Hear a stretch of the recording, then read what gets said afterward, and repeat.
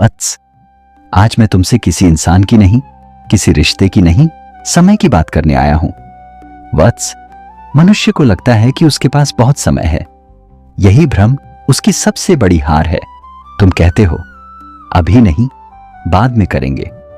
अभी उम्र ही क्या है, अभी तो बहुत वक्त है। पर समय इन वाक्यों को कभी नहीं सुनता। समय न किसी का मित्र है न शत्रु, वह केवल न्याय करता है। जो समझ गया उसे आगे बढ़ा देता है, जो टालता रहा उसे पीछे छोड़ देता है। वत्स, मैं तुम्हें एक कठोर सत्य बताता हूं।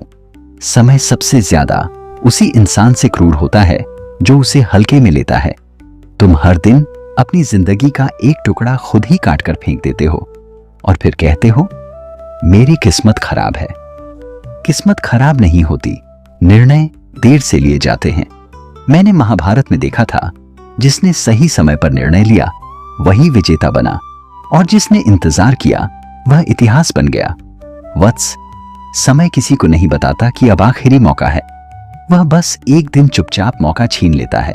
जो आज सीख सकता था वो कल पछताता है। जो आज मेहनत कर सकता था वो कल मजबूरी गिनता है, और जो आज जी सकता था वो कल सिर्फ याद करता है। मैं तुमसे पूछता हूं, क्या तुम सच में जी रहे हो या सिर्फ दिन काट रहे हो? क्योंकि जो इंसान सिर्फ दिन काटता है उसकी जिंदगी कभी नहीं बनती। वत्स, समय की सबसे बड़ी सच्चाई यह है, यह लौटकर नहीं आता। न पछतावे के लिए, न सफाई के लिए, न एक और मौका देने के लिए। तुम सोचते हो जब सब ठीक हो जाएगा तब शुरू करेंगे, पर सच यह है शुरू करने से ही सब ठीक होता है।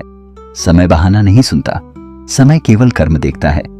मैंने राजाओं को सड़क पर आते देखा है और साधारण लोगों को इतिहास बनते देखा है। अंतर सिर्फ एक था, समय की समझ। वत्स, जो व्यक्ति हर चीज के लिए सही समय का इंतजार करता है उसकी जिंदगी इंतजार में ही समाप्त हो जाती है।